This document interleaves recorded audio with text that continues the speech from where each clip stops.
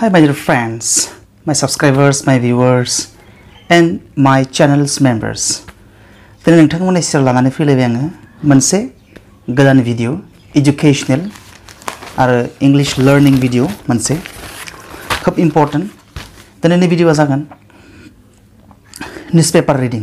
निउसपेपारखौ माबायदि फरायो आरो बांसिन मानसियानो इंराजि रायलायनायनि सिगां मोनसे बाथ्राखौ बुंबाय थायो जे इंराजि रायलायनो थाखाय वर्ड मिनिं आंनियाव गैया वर्ड मिनिंखौ आं बोरै बानायनो हागोन सो बेनि थाखाय बिराद गिदिर मोनसे टेनसन इंराजि रायज्लायनो लुबैग्रा फरायसा एबा मानसिफोरनि थाखाय सो बे भिडिअआ इम्पोर्टेन्ट जानाय नङा जायफोरा इंराजि गोरोंखा बाट this will be very important for those people and students who are learning English and who are very interested to learn English language. This will be very important for them. So दिनै newspaper reading आं सिगांबो मोनसे video होखांबाय newspaper reading नि newspaperखौ बोरै फरायो माबायदि बुजिनो हायो आरो मा लाब जायो. So English newspaper फरायोब्ला नोंहा मोनथाम लाब जायो. बे जाबाय मा number 1 you can enrich your English vocabulary. नोङो इंग्लिश सोदोबनि ओंथिफोरखौ बारायनो हायो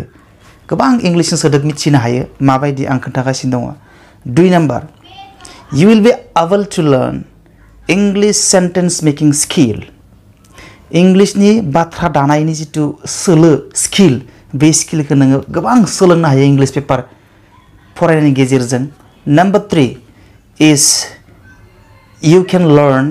what is happening around the world and in the country, across the country. मा जाथाय जादों जायाखै सोरगिदिं जोंनि बुहुमाव आरो हादोराव जों बेखौ मिथिनो हायो दाना बेफोरखौ बाद दि दाना इंलिश लर्निंनि बेलायाव जोङो माखौ बांसिन इम्पोर्टेन्ट होनांगोन निउसपेपाराव the most important helpful and effective way of memorizing English word is making a habit of reading newspapers. English सोदोबनि ओंथि मुखास्त खालामनायनि गोसोआव लाखिनायनि बयनिख्रुइबो इफेक्टिव गोनांसिन आरो गोख्रोंसिन मोजांसिन राहाया जाबाय इंग्लिश निउसपेपार फरायनाय आं दिनै इंग्लिश बुङोब्ला आं वर्ड मिनिंनि आंखाल आङो अनुभव खालामा I don't feel lack of word meaning in English while I speak English. Why? Because I read newspapers very much. आं गोबां इंग्लिश निउसपेपार फरायो दाना नोंथांमोनखौबो आङो खोन्थानो नागिरदों इंग्लिश पेपार फरायनाया वर्ड मिनिं बारायनायाव माबायदि हेफाजाब खालामो सो इंग्लिश पेपार माने मोनसे बाथ्रा बुंनि आङो बांसिन मानसिफ्रानो इंराजि वर्ड मिनिंनि प्रब्लेम जायो आरो इंराजि वर्ड मिनिंखौ नोङो गिदिर डिक्सनारि मोनसे लाबाय गिदिर डिक्सनारि लानानै इंराजि डिक्सनारिखौ बेलथायबाय गोदान सोदोब मोनबाय बोहियाव लिरबाय मुखास्त खालामबाय आरो डिक्सनारियाव गोदान मोनसे असिनाखि वर्ड मोनसे बासिना दिहुनलायबाय बोहियाव लिरलायबाय मुखास्त खालामबाय इट विल बी लास्टिं नों इगिदि मुखास्त थागोन खिन्थु नों लोगो लोगो बावगारगोन आरो नोङो बिनि माबायदि बाहायो नों बेखौ रोंनाय नङा खिन्थु नोङो हमना ला मोनसे नै इंलिश निउसपेपाराव मोनसे पेराग्राफ बा मोनसे एसे जायखिजाया पेराग्राफ नोङो सायख'नानै लाबाय दाना बै पेराग्राफाव नोङो सिनि मोनि वार्डस दोङोबा बै वार्डसखौसो नोङो लिरख'ना लाखिनांगौ आरो बेबायदि मोनसे पेराग्राफ सायख'ना ला पार्टिकुलार पेराग्राफ नों सायख'ना लाबाय दिनै आं नोंथांमोननो मोनसे फोरोंगोन दिनै जाबाय नैबे इंराजि 16 तारिखनि दिनैनि मोनसे एसे नैबे मोनसे एसे आसाम ट्रिबुन निउसपेपारनि 16 अक्ट'बरनि एडिटरियेल पेजनि नै मोनसे पेराग्राफखौ जों लागोन आरो बेखौ माबायदि फरायनो माबायदि बुजिनो आरो वर्ड मिनिंखौ माबायदि इमप्रुभ खालामनो हायो निउसपेपार फरायनायनि गेजेरजों आं बेखौ नोंथांमोननो दिन्थिगोन दिनै जों नैखौ लागोन why stringent laws have failed to instil fear in rapist सो बेनि गेजेरजों दाना मा थारमाने जोङो वर्ड मिनिंखौ ओरैनो डिक्सनारिनिफ्राय बोहियाव लिरख'नानै बिनि वर्ड मिनिंखौ बोहियाव लिरख'नानै मुखस्थ' खालामबा मुखस्थ' थाया ओरैनो मुखस्थ' थागोन खिन्थु नों साननैयावनो बावगारफिनो खिन्थु नों मोनसे पेराग्राफ लाबाय बै पेराग्राफखौ नोङो फरायबाय आरो सिनाय मोनि नोङो मिथियै वर्डखौ नोङो लिरख'बाय बिनि मिनिंखौसो नोङो डिक्सनारियाव नायगोन अब्लाना मा जायो बे घटनाजों नैबे पेराग्राफाव मा घटना मा जाथाय लिरनाय दं बै जाथायजों बिनि ओंथिया रिलेट गोनां जागोन नोङोथ' बे घटनाखौ नोङो बावगारनाय नङा आरो जेब्ला नोङो घटनाखौ बावगारगोन आरो घटनाखौ बावगारा नों सोदोबनि ओंथिखौसो नोङो बावगारनो हानाय खिन्थु नोङो जेब्ला नै घटनाखौ जाथायखौ नों गोसोखांगोन अब्लाना बै सोदोबनि ओंथिखौ नों गोसोखांगोन मोनसे वर्ड मिनिंखौ ओरैनो थं बोहियाव लिरनानै मुखस्थ' खालामोबा नोङो बेनिफिट जाया नोङो मुलाम्फा जाया नोङो दसेनो रोंबाबो दसेनो बावगारफिनगोन नों बेखौ खिन्थु जाथायजों रिलेटेड वार्ड्सखौ नोङो बोहियाव लिरख'नानै नोङो मुखास्थ' खालामबा बेखौ नोङो मालाबाबो बागरा बा थाब बागरा मानोना नोङो एसे घटनाखौथ' बागरा हमना ला why stringent laws have fail to instil fear and rapist माने जिनाहारि खालामग्राफोरनि गोसोआव मानो गोख्रों लानाय आयेनफ्रा गोख्रों गोरा लानाय आयेनफ्रा मानो गिनाय सोमजिहोआखै माने रेपिस्ट जिनाहारि खालामग्राफोरनि सायाव लिरनाय दङ नों जिनाहारि खालामग्रानि सायाव लिरनाय दङ नै पेराग्राफा नों मालाबाबो बागरा बेखौ पेराग्राफनि घटना जाथायखौ नों सोदोबनि मिनिंखौ बागरा खिन्थु सोदोबनि मिनिंखौ नोङो गासैबो नोङो नैबे पेराग्राफाव नोङो जि वार्ड मिथियै वार्ड मोनगोन बे वार्डा गासैबो जिनाहारिजों रिलेटेड थानाय वार्ड गोजा जागोन गुबुन बिराद मिथियै सोदोब मोनगोन नोङो खिन्थु नोङो बिनि सोदोबखौ नोङो बोहियाव लिरख'ना लानायनि उनाव बै सोदोबफोरनि ओंथिखौ नोङो थाब बुजिगोन सेन्सजों लोगोसे बुजिगोन नोङो जों ओरैनो डिक्सनारिनिफ्राय वार्ड मुखस्थ' खालामोबा बिनि सेन्सखौ जों बुजि मोना खिन्थु नैबे जे जाथायनिफ्राय सिनाय मोनै वार्डखौ बख'नानै बिनि मिनिंखौ डिक्सनारियाव नायनानै बोहियाव लिरख'ना दोनोब्ला नोङो बिनि सेन्सखौ बुजि मोनो माबायदि बाहायनायखौ बुजि मोनो प्लास नोङो बिनि सोदोबथिखौ नोङो बागरा जेब्लानो बागरगोन नों घटनाखौ गोसोखांगोन आरो जेब्ला नों घटनाखौ गोसोखांगोन बे वार्डनि ओंथिखौ नों गोसोखांगोन थ' बेयो जाबाय बिराद effective way of learning English आरो very effective way of boosting your vocabulary in English. So this is the very important, effective and powerful way of memorizing words in English. Nothing can be greater than that. I myself experienced it for many years. Now I have a habit of making newspapers, reading newspapers. I have a habit of reading newspapers and following these rules and regulations of memorizing word meaning. Okay, so you can do it. फै बिदिब्ला जों नोंथांमोननो माबायदि फरायो इंराजि निउसपेपारखौ माबायदि फरायो बोरै ward मिनिंखौ collect खालामनो बिनि सोमोन्दै भिडिअ खालामसै अके लेट्स गो नैबे जाबाय 16 अक्ट'बरनि आसाम ट्रिबुननि एडिटरियेल पेजनि मोनसे रायथाइ एबा लिरबिदां बेखौ लिरदों बिकास खान्नाया आरो आयदानि नामा जाबाय Why stringent laws have failed to instill fear in rapists. दाना बेयाव ओंथिफोरखौ नाय Why माने मानो stringent माने गोरा laws माने आयेन माने गोरा आयेन have by failed माने फेलें जानाय to instill fear instill माने सोमजिहोनाय fear माने गिनाय in rapist माने मिथिखायो जिनाहारि खालामग्राफोर दाना ओंथिफोरखौ सोदोबनि ओंथिफोरखौ बुजिखांनायनि उनाव बेफोर सोदोबफोरनि ओंथिखौ लानानै सेन्टेन्सखौ गावबा गाव बर'नि इसा मथे बानायबानो जायो मानो जादोंबा मानो गोरा आयेनफोरा रेपिस्टफोरनियाव माने जिनाहारि खालामग्राफोरनियाव गिनाय सोमजिहोनो हायाखै एबा गिनाय सोमजिहोनायाव फेलें जादों थारमाने बिनि ओंथिया मा रेपिस्टफोरखौ लानानै गोबां गोरा आयेन बानायदों नाथाय बै आयेन बानायसेयावबो मानो रेपिस्टफोरा जिनाहारि खालामग्राफोरा दाबो गिथाराखै बारासो बारा खालामबाय थायो बे जाबाय बे रायथाइनि आयदानि मुं दाना बेयाव माखासे बाथ्राफोर लिरदों बे गोरा सोदोबनि ओंथिफोरखौ जों गिबियाव नायग्रोना लागोन जेमान हायो एसे थाब एबा सुंद' समनि गेजेराव आङो बुजायनानै फोजोब नाजागोन गोलावद्राय जायोबा डिसइन्ट्रेस्टिं जायो भिडिअआ नायनो नैबे ओइटसा नैबेनि एसनि हेज जादों बियो हेज द इन्डियान जुडिशियारि माने बर'आव बिनि सोदोबखौ फंसेयाव मा बुङो आङो मिथिया खिन्थु आङो बुजायनानै होनि जुडिशियारि माने जास्टिसनिफ्राय फैनाय न्याय होग्रा आफाद थारमाने न्याय होग्रा खान्थि कोर्टखौ बुंदों high court supreme court session court गासैबो कोर्ट आरो कोर्टनि खामानिफोरखौ लाफानानै बे सिस्टेमखौ बुंदों जुडिशियारि जाय न्याय होयो मानसिनो ओंखायनो बुंदों हेज द इन्डियान जुडिशियारि हारसाफोरा हयतो बिखौ जुडिशियारि माने न्यायपालिकाफोर जानो हानाय आंना जुदि गोरोन्थि जायाखैबा if I am not mistaken has the Indian judiciary failed our daughters माने जोंनि फिसाजोफोर माने भारतनि गासै हिन्जाव माहारिखौनो बुंनाय जादों बेयाव आवर डेटार्स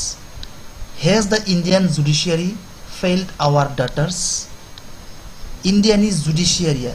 इन्डियानि न्याय होग्रा आफादा जोंनि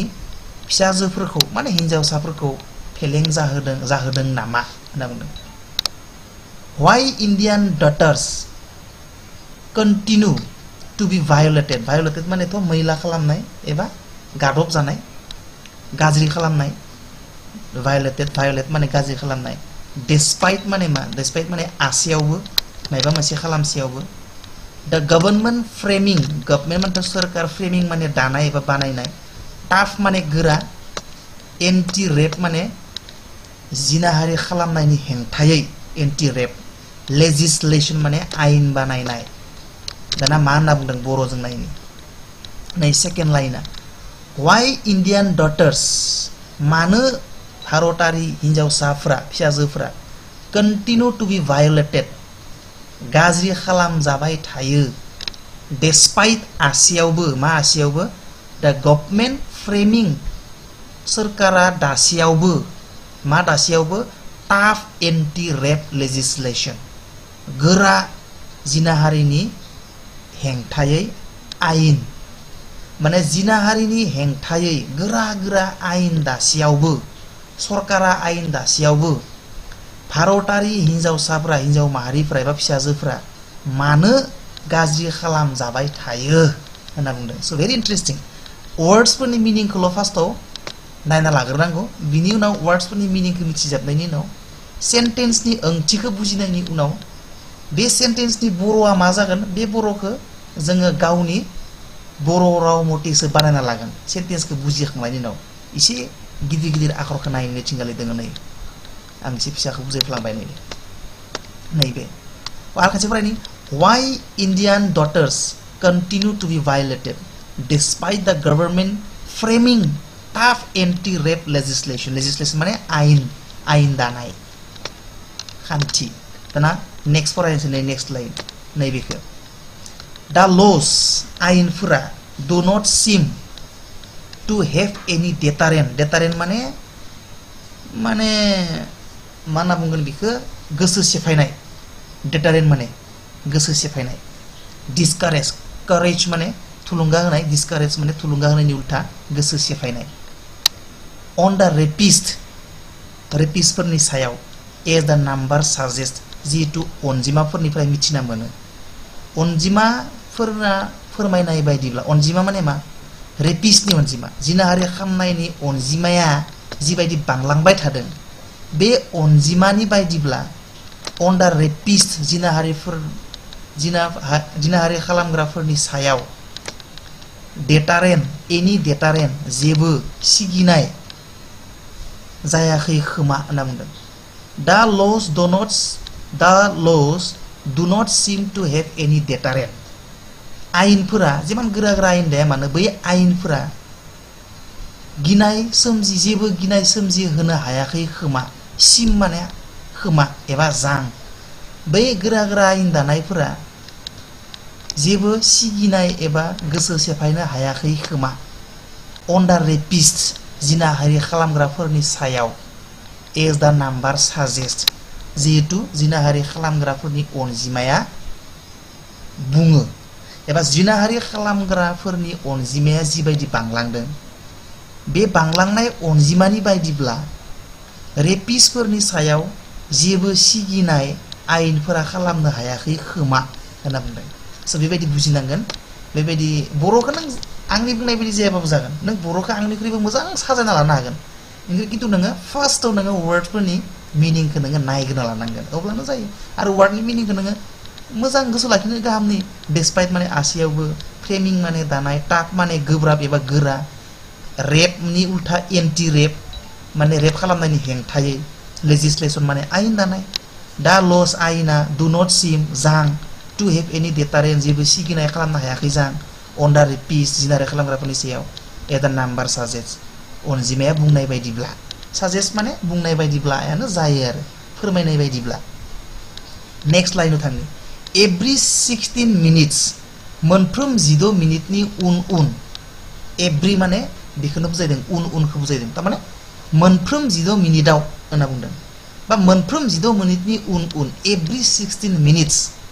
माने मोनफ्रोम 16 मिनिटनि गेजेराव ए वुमेन इज रेप्ड सासे हिन्जावसाया जिनाहारि खालामजायो एभ्रिवेयर समवेयर इन इन्डिया इन्डियानि जायखिजाया मायबा जायगायाव मोनफ्रोम 16 मिनिटनि गेजेर गेजेर सासे नङा सासे हिन्जावसा मानसि बा हिन्जाव मानसि जिनाहारि जायो बे रिपर्टनि बायदिब्ला इजि गोसो लाखिनो खहस दा बेयाव मा गोरा वार्ड दं जेनेबा एभ्रि 16 मिनिट्स मा गोरा वार्ड दं एभ्रिखौ बुजि मोनो 16 मिनिटखौ बुजि मोनखायो 16 मिनिटाव मोनफ्रोम 16 मिनिटाव ए वुमेन इज रेप बेयाव मा मिथियो वार्ड दङ जेनेबा सासे हिन्जाव मानसिया रेप जायो सामवेयर मायबा मोनसे जायगायाव इन इन्डियानि बा इन्डियायाव मायबा मोनसे जायगायाव खासे नङा खासे मोनफ्रोम 16 मिनिटाव रेप जायो आनो थारमाने दाना एकर्डिं टु बायदिब्ला मानि बायदिब्ला national crime record bureau crime in India 2019 report बेथ' जेबो बुजिनो गोनां गैया बेयो मोनसे आफादनि नाम national crime records bureau crime in India बे मोनसे आफादनि नाम ओंखायनो मा बुंदों दाना national crime records bureau crime in India 2019 नि रिपर्ट बायदिब्ला एकर्डिं टु माने थ' बायदिब्ला बयबो मिथिखायो जों एकर्डिं टु माने बायदिब्ला दाना बै आफादनि बै ब्युरो रेकर्ड्सनि ब्युरोनि रिपर्ट बायदिब्ला दा कान्ट्रि हेड रेकर्डेड जानाय रेकर्ड माने जानाय बा रेकर्ड माने रेकर्डानो आरो किसुमान बाथ्राफोरखौ बर'जोंबो जों गोरोब खोब बिनि बर'खौ जों पार्टिकुलारलि थि बर' नागिरनानै मोना बुजिना लानो नां जायो रेकर्डखौनो हमना ला आरो बुजिसो मोननांगोन ना जोङो ओंखायनो इंराजि बुंनायावबो जोङो बुजिनानै बुंगोन खिन्थु बिनि बर'आ मा जोङो फंसे सोदोबानो बुंनो हायाबो जानो हानाय दा कान्ट्रि हेड रेकर्ड माने जायोखौनो हमना लाबाय जायोबा रेकर्ड जायो आरो कान्ट्रियाव जायो दा कान्ट्रि हेड रेकर्डेड कान्ट्रियाव जादोंमोन 88 rape cases 8 rape cases every day सानफ्रोमबो मोनफ्रोम 16 मिनिटनि गेजेराव बेसेबां जायोमोन दहाय मोननाया जोङो 6 बेसेबां खासे 16 मिनिटनि गेजेराव खासे ओमफ्राय दाना सानसेयाव होनबा बेसेबां जायोनो दाना बै बुरिय आफादनि बायदिब्ला सानसेयाव 8 रेप केस जायो एभ्रिडे एन आरो 32,033 32,033 इन द इयार बोसोराव 32,033 ता जिनाहारि केस जायो आरो सानसेयाव 8 रेप केस जायो नैबे आफादनि रिपर्ट बायदिब्ला नेक्स्ट लाइन फरायनोसै बिराद इजि बिदिनो थांबाय थायो बुजि मोनैयानो गैया बेयाव मा बुजि मोनि वार्ड्स दङ खिन्थु जोङो जास्ट वार्ड मिनिंखौल'सो आरो वार्ड मिनिंखौ बे कमन वार्ड मिनिंखौ जों बयबो जायफ्रा हायार सेकेन्डारि फरायदो मेट्रिक फरायदो डिग्री फरायदों मिथिखायो दा नेक्स्ट लाइनखौ फरायनि राजस्थान एन्ड उत्तर प्रदेश राजस्थान आरो उत्तर प्रदेशआ टप दा सेम लिस्ट सेम माने लासिंसिं टप माने गोजौआव थाङो मानि दा सेम लिस्ट बै लासिंसिं फारिलाइनि गोजौथाराव थायो राजस्थान आरो उत्तर प्रदेशआ फारियै रेसपेक्टिभलि माने फारियै 6,000 आरो 3,655 रेप केस जों तारमाने उत्तर प्रदेश आरो राजस्थान आरो उत्तर प्रदेशआव फारियै बोसोराव 6,000 आरो 3,655 रेप केस जायो आरो जोंनि कान्ट्रियाव बिसोर मोननै स्टेटआनो टपआव दं टप माने टपआव थानाय फारबो जाखायो बियो टप माने टपआव थानाय होननाय बुजिखादों बियो राजस्थान आरो उत्तर प्रदेश टप दा सेम लिस्टनि गोजौआव थायो होनना बुङो टप माने थानाय मिथिखा गोजौ थानाय नाउनबो जायो बियो गोजौखौ बुजायखायो आरो गोजौ थानायबो होननाय जायो राजस्थान आरो उत्तर प्रदेशआ बै फारिलाइनि गोजौसिनाव थायो होनना बुंदों टप दा सेम लिस्ट सेम माने लासिंसिं होनना बुंदों बे जितु खास्रि बिस्रिनि केस नालाय बेनिखाय सेम लिस्ट होनना बुंदों आरो लासिंसिंनि मोनसे लिस्ट फारिलाइ बे लासिंसिं मोनथावना लिस्टनि गोजौथाराव राजस्थान आरो उत्तर प्रदेशआ फारियै 6,000 आरो 3,655 केस जानानै बे लिस्टनि गोजौआव थायो दाना नेक्स्ट पेराग्राफखौ फरायनो बारा फरायबाय थाया जोङो बेबायदिनो गासैबो एखेजोब but the situation is far more horrible किन्तु थासारिया आरोबाव गिलु बालुसिन as the figures are gross underestimates जिहेतु as the figures are gross underestimates जिहेतु फिगारा माने गोबां आर ग्रोस आन्डार एस्टिमेट होनना बुंदों फिगार्सफोरा जिहेतु ग्रस आन्डार एस्टिमेट दाना नेक्स्ट लाइनखौ थांनि जोङो थाब थाब फरायनानै बेफोर गोरलै गोरलै दिस आर अनलि केसेस अनलि माने ल नालाय मिथिखायो दिस आर अनलि केसेस बैफोरो सामान्य एबा बैफोरो केस ल which have been जाय केसफोरा रिपर्टेड which have been reported जायफोरखौ रिपर्ट खालामनाय जायो रिपर्ट खालामनाय केसफोरनिल'सो हिसाब सायाव जितु हिसाब होदों बे हिसाबा these are the only cases which have been reported बैफोर केसा फोरमायनाय एबा रिपर्ट खालामनायल'सो केस माखासे केसफोर थारमाने रिपर्ट खालामालासिनो थायो आरो माखासे केसफोरखौ मिथिया सरकारा खबर मोना बैफोर जाबाय रिपर्ट खालामनाय केसनिसो हिसाब आरो बेसेबांबा रिपर्ट खालामजायै केसफोर थायो बेखौ बुंदों मेजरिटी माने बांसिन of the crimes बै दाय मावनायफोरनि बांसिनानो मेजरिटी माने बांसिनानो majority of the crimes against women हिन्जावसाफोरनि सायाव दाय मावनाय केसफोरनि बांसिनानो होनना बुंदों majority of the crimes against women हिन्जावसाफोरनि बेबायदि केस जानायनि बांसिनानो मेजरिटीयानो आर कमिटेड बांसिनानो खालामजायो कमिटेड माने खालामजानाय कमिट माने खालामनाय बाय द पिपल मानसिफोरजों नन टु जाय मानसिफ्रा बेमारिजोंनो असे सोमोन्दो गोनां जेरैबायदि नखरनि सोद्रोमा नखर नसुंसे न खाथिनि नाइबार्स माने न खाथिनि एमप्लयार्स माने साख्रि मावनायनि बिगोमा माने जे अफिसाव साख्रि मावो बै साख्रि मावनायनि बिगोमाफोरा खालामो एन्ड फ्रेन्ड्स आरो लोगोफोरानो बै केसफोरखौ खालामो नालाय बेनिखायनो माखासे केसफोरा थारमाने रिपर्ट थाङा सरकारनिसिम होननानै बुंदों बर' खालामनाय जोङो मेजरिटी अफ द क्राइम्स एगेन्स्ट वुमेन बेबायदि हिन्जावसाफोरनि सायाव खालामनाय दायफोरनि बांसिनानो खालामजायो बांसिनखौनो बेबायदि बांसिन केसखौनो खालामो ओरैबायदि सुबुंफोरा जाय सुबुंफोरा नखरनि मेम्बार न खाथिनि फेमिलि मेम्बार्स माने नखरनि मेम्बार नाइबार्स माने न खाथिनि एमप्लयार्स माने साख्रिनि बिगोमा आरो फ्रेन्ड्सफोरा खालामो होनना बुंदों ओंखायनो नेक्स्ट लाइनखौ फरायनो दोनो नेक्स्ट लाइनाव मा दोङो इन मेनि केसेस गोबां केसफोरावनो इन मेनि केसेस भिक्टिम्स माने खैफोदाव गोलैनाय मानसिया बा बेबायदि केस खालामजाग्रा माने मा होनना बुंदों बेखौ जखम जाग्रा सुबुङा भिक्टिम्स माने जखम जाग्रा सुबुं दा भिक्टिम्स मोनलाखि जखम जाग्रा सुबुं माने रेप खालामोबा भिक्टिम्स होनना बुंगोन जाय हिन्जावसाया रेप खालामदों बेखौ भिक्टिम होनना बुंगोन दा भिक्टिम्स होनना बुंनाय लोगो लोगो रेप खालामजाग्रा हिन्जावसाया दा victims either remain reluctant to report crimes बैफोरबायदि गोबां केसावनो बै जिनाहारि खालामजाग्राफोरा गोसो जानानैनो बै केसफोरखौ रिपर्ट खालामा होनना बुंदों एबा दे आर फर्स्ड माने फर्स्ड जायो इंराजियाव माबा होननाय जायो जर खालामनाय नारसिननाय और दे आर फर्स्ड बिसोरो नारसिन जायो बाय देयार फेमिलि मेम्बार्स एबा फेमिलिस बिसोरनि नखरजों टु कीप माम माने साइलेन्ट सिरियै बे जाथायखौ लाखिना दोननो थाखाय बिसोरनि नखरफोरा जर होयो due to the stigma माने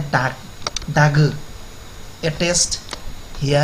माने सिथाबना थानाय बा लोगोसे थानाय with it जिहेतु बेयो मोनसे दागो नांनायनि जाथाय तो बै दागो नांनायनि थाखाय नखरनि मानसिफ्रा बै जखम जानाय मानसिखौ सिरि थानो जर खालामो एबा दायनि माबाया दुसिया एबा जखम जानाया गावनो गोसो जानानैनो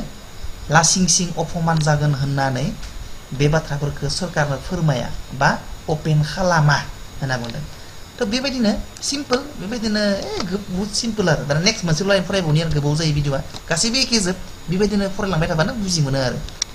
इन्डियास माने इन्डियानि डीप सिटेड माने रोदा सुनाय डीप सिटेड माने रोदा सुनाय डीप सिटेड पेट्रियार्की माने बिफा गाहाय ससाइटि बिफा गाहाय समाज माने जोंनिया हौवा मानसिजों डमिनेट खालामनाय ससाइटि जोंनि ससाइटिया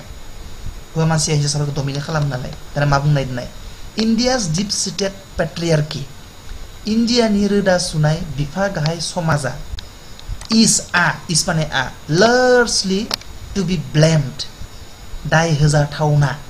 बे जाथायनि थाखाय for this sorry state of affairs बेबायदि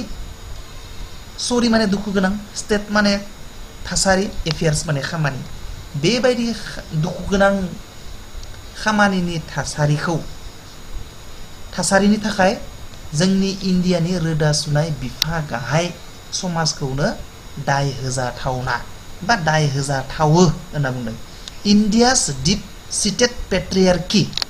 इन्डियानि रोदा सुनाय गोथौयै रोदा सुनाय बिफा गाहाय समाजानो बेबायदि दुखु गोनां खामानिनि थासारिनि थाखाय मैखोमै दायनिगिरि होनना बुंदों स' भेरि इजि बेबायदिनो वार्ड मिनिंखौ लिरख'नानै ला आरो घटनाजों सोमोन्दो लाखिनानै बे वार्डनि मिनिंखौ मुखास्त खालाम अब्लाना नोङो गोसोआव थाखाबाय आरो नोंना इन्डिया डीप रुटेड माने जों गोसोआव थाखाबाय रोदा सुनाय पेट्रियार्की माने बिफा गाहाय समाज इज आ लार्जलि माने गोबाङै टु बी ब्लेम माने दाय होनाय दायनिगिरि जानाय फरखौथ' मिथिखायो डिसुरि माने दुखु गोनां स्टेट माने थासारि एफेयार्स माने खामानि मा मोनसे वार्ड मिनिंखौ मिथिया जेनेबा गासैखौबो जों मिथिजोबो आरो नोङो हयथ' मालाबा बावगरलायाबो जानो हानाय जुडिसियारिनि ओंथिखौ बुजायबाय आङो डाटार्स एबा टु बी भायोलेटेड मोनसेबो मिथियै सोदोब गैया डिस्पाइट माने जाबाय आसियावबो मा मिथियै सोदोब दङ जेनेबा बेयाव एन्टि रेपनि जिनाहारि खालामनायनि हेंथायै आरो मा डेटारेन्ट माने जाबाय सिगिनाय एबा माने गोसो सेफायनाय डेटारेन्ट माने रेपिस्टखौ मिथिखायो जिनाहारि खालामग्रा साजेस्ट माने फोरमायनाय एभ्रि 60 माने उमेननि स्टेप जेबो गैया बे आफादनि नाम आफादनि मुं बेनिफ्राय मा दङ इथिं रेकर्ड मानेथ' खालामनाय जानाय बा रेकर्ड माने इंराजिखौनो बुजि मोननानै था रेकर्डखौ जों मिथिखायो बयबो बर'खौ मिथियाबा बयबो बिनि ओंथिखौ मिथिखायो उत्तर प्रदेश सेम माने लासिंसिं लिस्ट मानेथ' फारिलाइ ओमफ्राय केसेस मानेथ' केसानो रेसपेक्टिभलि माने फारियै आरो मा मिथियै सोदोब दङ बेयाव जेबो मिथियै सोदोब गैया सिटुएसन माने थासारि फारमर माने गोबां मोननैदोल मिलायना गोबां जायो फारमर गोबां हरिबल माने गिथावना गिलु बालु आरो इयाव मा दङ जेबो मेजरिटि माने मिथिखायो जों मेजरिटि माने गोबां क्राइम माने दाय एगेन्स्ट वुमेन इमेजनि सायाव हेंथायै कमिटेड माने खालामनाय पिपल मानेथ' मानसि नन माने मिथिनाय भिक्टिम्स मानेथ' मा जिनाहारि खालामजाग्रा एबा जखम जानाय सुबुं भिक्टिम माने नाइबार्स माने नसुंसेरनि एमप्लयार्स माने साख्रि होग्रा जेराव साख्रि मावो फ्रेन्ड्स मानेथ' लोगो रिलाक्टेन्ट माने गोसो जानाय स' बेबायदि सिम्पल स' हागोन नाजानांगोन फार्स्ट समाव बुजि मोननाय नङा आरो बेबायदि प्रेक्टिस खालामबाय थायोबा नोंथांमोना जास्ट लासै लासै हेबिट जालांगोन आरो निउस पेपारनि जायखिजाया बाथ्राखौनो सोलोंनो हागोन इजिलि आरो फरायनो गोसो जाबाय थागोन आरो गोबां सोलोंनो हागोन वार्ड मिनिं सोलोंनो हागोन सेन्टेन्सनि दाथायनि आयदा टेकनिकफोरखौ सोलोंनो हागोन आरो गोबां खौरां मिथिनो हागोन स' इयुनाव लोगो मोननाय मिजिं दिनै बेहाय थाबाय गोजोन्थों बाय बाय सि इउ नेक्स्ट